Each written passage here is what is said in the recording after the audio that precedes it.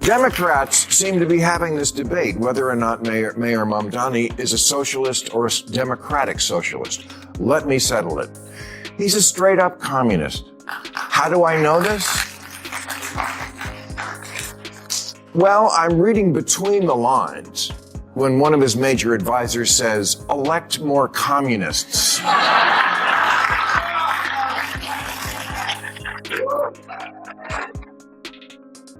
There is a moment in politics when someone says the quiet part out loud, not as a slip, not as a gaffe, but as a deliberate, calculated verdict.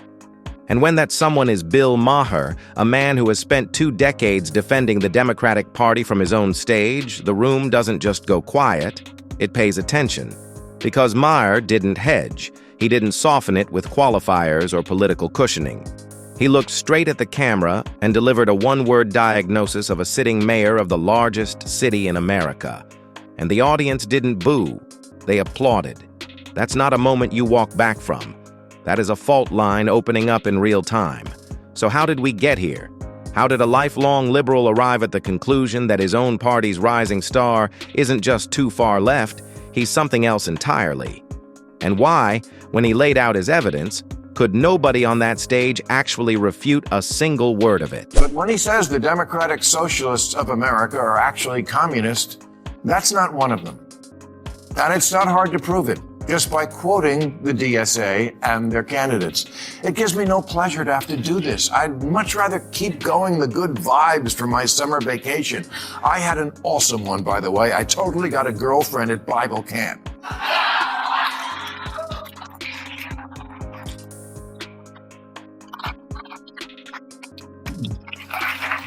However, right before we left, Vice President J.D. Vance was on the show, and I told him that if the Democratic Party keeps going in the direction of the DSA, my vote was in play. And all I heard all vacation was, oh my God, you're a Republican now. No, that's not what I said. I said in play. And here's why. Because not a week goes by where I don't read about some newly chosen, exciting new face in the Democratic Party.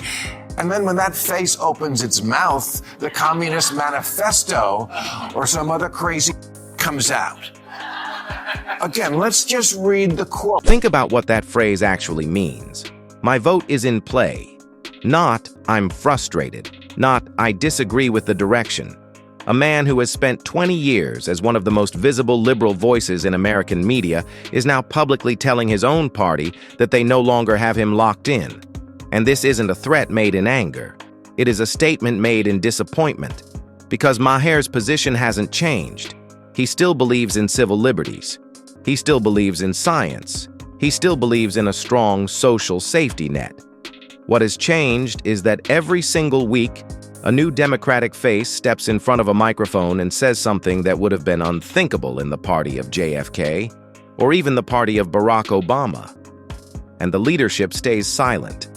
Not because they disagree, critics argue, but because the activist wing now controls who survives a primary and who doesn't. So the moderates stand down, and the space left behind gets filled with ideas that have a very specific historical track record. Let's just read the quotes. The DSA platform says you work as much as you are able and no more than needed. If that was any closer to Karl Marx's dictum from each according to his abilities to each according to his needs, they'd be sued for plagiarism.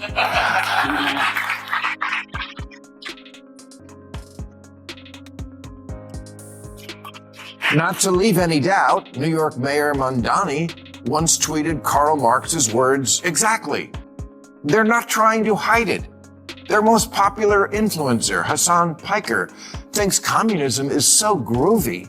He laments the fall of the two of the most murderous regimes in history, the Soviet Union and Chairman Mao's China. Mamdani's aide, his top aide, Sia Weaver, said if you don't believe in the government's sacred right to seize property, it's over, and impoverish the white middle class. What? That's a goal? You know you're supposed to scare people into voting for you, right? One of the new soon-to-be Democratic congresspeople, Darlisia Chevalier, supports seizing all properties from landlords and said seize the means of production. Mamdani has said the end goal is seizing the means of production. Every single one of those quotes is sitting on the public internet right now. No one had to dig through private emails or leaked documents to find them. They were posted voluntarily, openly, by people who now hold real power in real cities. The DSA platform language Maher read didn't come from a fringe pamphlet. It's on their official website. Mamdani's Karl Marx post is still up. Shea Weaver's statements about property and white supremacy are archived and searchable. This is not opposition research. This is just reading what these people actually wrote. And critics say that's precisely the problem the mainstream party refuses to confront. These aren't radical outliers being quietly managed. They are the incoming establishment. They are the next generation of leadership. And the moderate wing of the party has made a calculated decision to look the other way, hoping voters won't connect the dots before November. I think they want to seize the means of production. Now, maybe you missed that in school or missed school altogether, but that's communism. That's communism, which we tried, and it doesn't work. Parties can change sometimes, you know. You have to keep up. Who freed the slaves? Republicans, Lincoln. Democrats were the racist party back then, but then JFK got elected and it switched. The DSA itself has switched, even 5 years ago. It shunned communists. That changed. Things change. Now the coalition within the DSA, called the Marxist Unity Group, is in ascendance, and I must take them at their word when their words include, our commitment is to the long-term struggle for a fully liberated, classless society, in a word, communism. What do they have to do? Tweet out, elect more communists? Oh yeah, Sia Weaver did that. Yes. We tried it, and it doesn't work. 5 words that carry more historical weight than most political speeches ever manage. But it isn't just the Soviet Union. It isn't just Mao's China. Critics say the modern example is far more recent and far harder to ignore. Venezuela didn't collapse a century ago. It collapsed within living memory, within the last 2 decades, in a country with the largest proven oil reserves on Earth. A country that, by the late 1990s, had built a functioning middle class and a growing economy. Then came the ideology. Then came the nationalizations. Then came the seizure of private property. And within 20 years, 8 million people had left. 1 in 5 Venezuelans simply walked out of the country they were born in because there was nothing left to stay for. Critics say that isn't ancient history. That is a case study still unfolding in real time. And inside the DSA, the coalition pushing loudest right now calls itself the Marxist Unity Group and has put its goals in writing for anyone willing to read them. Democrats seem to be having this debate whether or not Mayor Mamdani is a socialist or a democratic socialist. Let me settle it. He's a straight-up communist. How do I know this? Well, I'm reading between the lines when one of his major advisors says, elect more communists.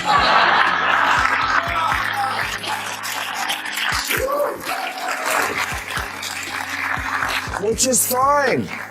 It's fine. It's a belief system. He's allowed to believe it, and people are allowed to vote for it.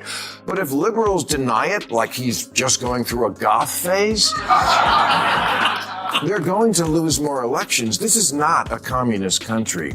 And this is the pendulum never lands in the middle problem I'm always about. Really, the choices we get here are either the worst version of crony capitalism or communism. Straight up communist. That verdict gets sharper when you look at what Mamdani's team hasn't done. They haven't walked anything back. They haven't distanced themselves from Shea Weaver's statements. They haven't clarified what seizing the means of production actually means in practical terms or offered an alternative interpretation. The campaign has simply moved forward, trusting that enough voters either agree, don't know, or won't connect the individual statements into a coherent governing philosophy. But critics say when you stack those statements side by side, a picture forms. A senior housing aide who believes home ownership is racist. A campaign apparatus with an advisor on record telling supporters to elect more communists. A mayoral candidate who has personally posted Karl Marx on social media. A platform that calls for seizing property and production. At some point, critics argue that is no longer a collection of isolated opinions. That is a governing framework, and New York City is now the laboratory where that framework is about to be tested at full scale. Being Major Mamdani's chief of the Office to Protect Tenants, and since Mamdani's big issue is the rent's too damn high, yes, he stole this guy's act. It's a very key appointment in the most important city in the country, which is also our financial center. It matters that the mayor stands by, and I assume stands with, someone who says things like, if you don't believe in the government's sacred right to seize private property, it's over. Seize private property. Home ownership is racist. Elect more communists. Private property, especially home ownership, is a weapon of white supremacy. Really? Even among the 20 million Black Americans who own their own home? More than 20 million African American families own homes in this country.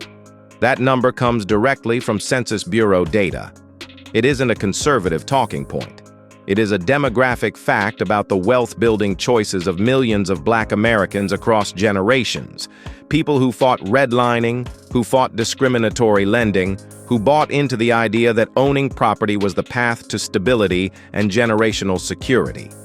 Now, the senior housing official in the nation's largest and most financially consequential city has gone on the record calling that exact form of ownership a weapon of white supremacy. And critics say the mayor hasn't said a word to distance himself from that position. He stood by the appointment. That tells you something. Not about rhetoric, but about governing intent, because personnel is policy, especially in a city where 4 out of every 10 residents are renters, and where the decisions made in Gracie Mansion in the next 4 years will directly determine whether those renters ever get the chance to become owners. These are the kind of utterances I might forgive as something a girl said while she was at Bryn Mawr.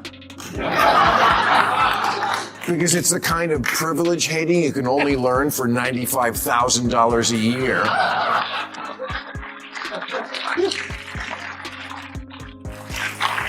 But these are statements made as an adult. Yes, for co-eds from elite private colleges, you're only until graduation, but the communism lasts a lifetime. $95,000 a year.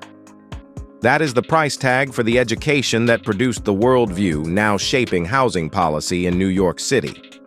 And Maher's point cuts in 2 directions at once.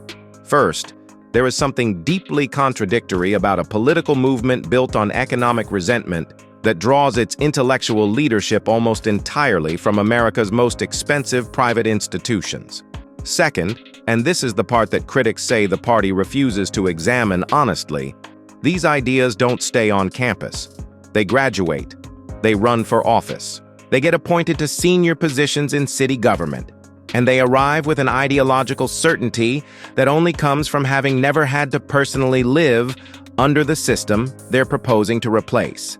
The question that Democrats need to sit with is simple. When your housing official's formative political education cost more than most American families earn in 2 years, how exactly is she the right person to tell those families they shouldn't be allowed to own a home?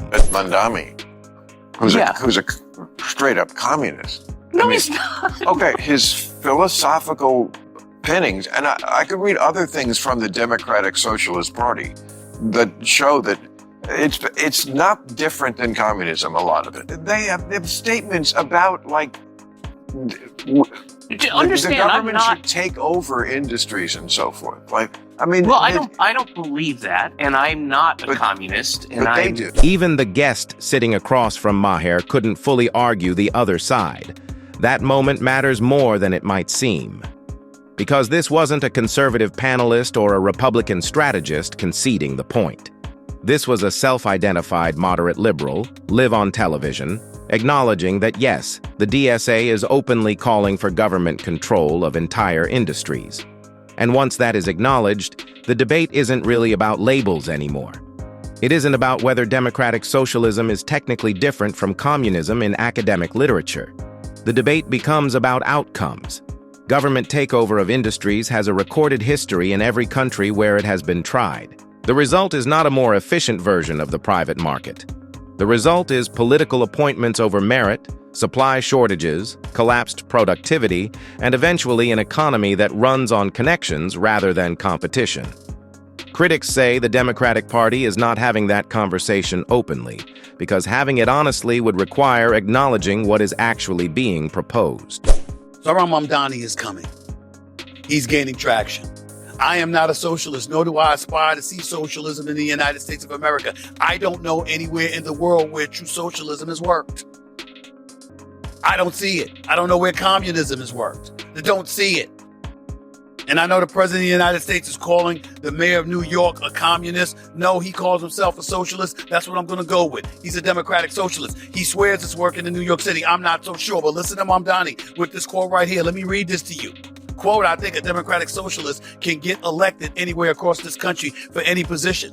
I think we're seeing a hunger that is not just felt by New Yorkers, but frankly, by Americans from coast to coast for a new kind of politics, one that puts working people at the heart of it. This is what Mamdani is saying. He's talking about working people because he knows that's the language everybody wants to hear. He knows they're not interested in hearing anything else. And if you're the Democratic Party, you got to pay attention. You know why? Because your leadership in the House and in the Senate could be in a world of trouble. Stephen A. Smith does not speak in political theory. He speaks in results. And what he said on national television is something Democratic strategists in Washington should be listening to very carefully, because the fiscal picture in New York City right now is not a talking point. It is a documented financial reality. A $12 billion budget deficit discovered in the first month of the new administration.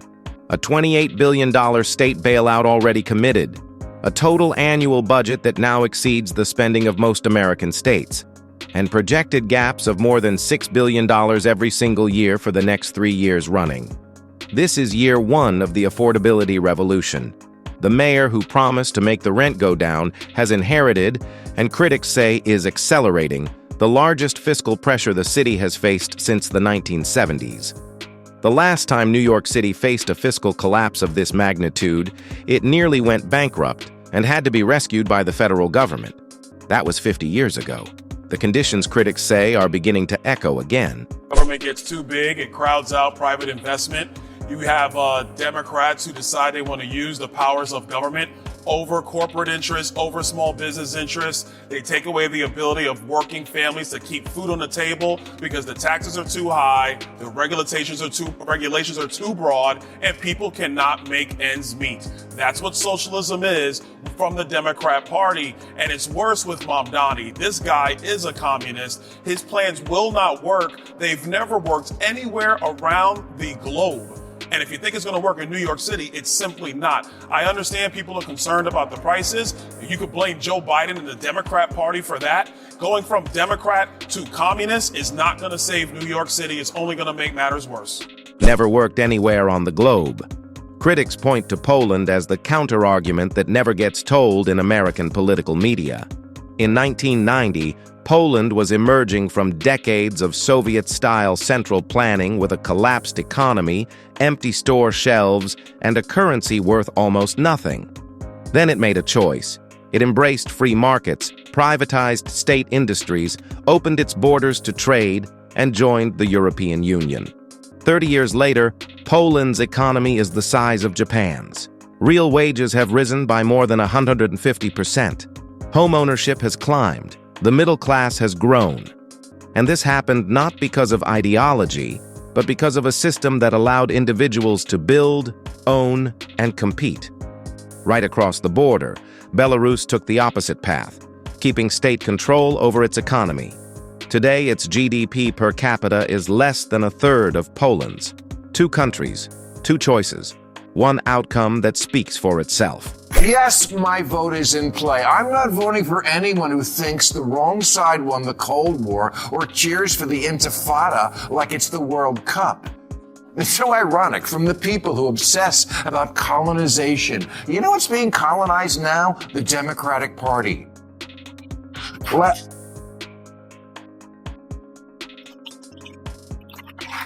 Last month, 2 Democratic congressmen released an open pledge they wanted their fellow Democratic members to sign. It said, "We are capitalist, not socialist. We want safety, not lawlessness. We are proud, not ashamed of America."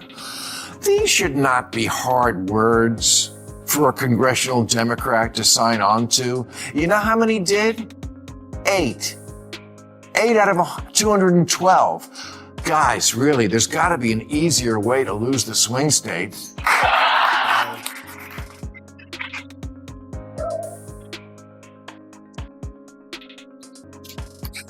And no, this is not where most Democratic politicians are right now, but it's also becoming a raging fire festival in the party that neither is anyone putting out. My vote is in play. That sentence opened this documentary, and it is closing it for a reason. Because what Maher is really saying is something far bigger than one election cycle. He is saying that the Democratic Party is approaching a point of no return. And the evidence he laid out across that episode doesn't require ideological agreement to be taken seriously. 8 signatures out of 212. A pledge affirming capitalism, public safety, and national pride, basic consensus positions 30 years ago, and 204 sitting Democratic members of Congress declined to sign it. That number is the political equivalent of a fire alarm going off inside a building whose occupants have decided the smoke isn't real. And now, New York is the test case. A city running a $124 billion budget on borrowed state money, led by an administration whose senior officials have gone on record opposing private property and calling for the seizure of entire industries. The free childcare pilot has already been cut to 40 seats. The free bus plan has already been quietly shelved. The bills are already arriving before the promises have even been delivered. Bill Maher made his argument. The receipts are in. And now the most important financial city in America is about to find out whether the experiment works, or whether the history books were right all along.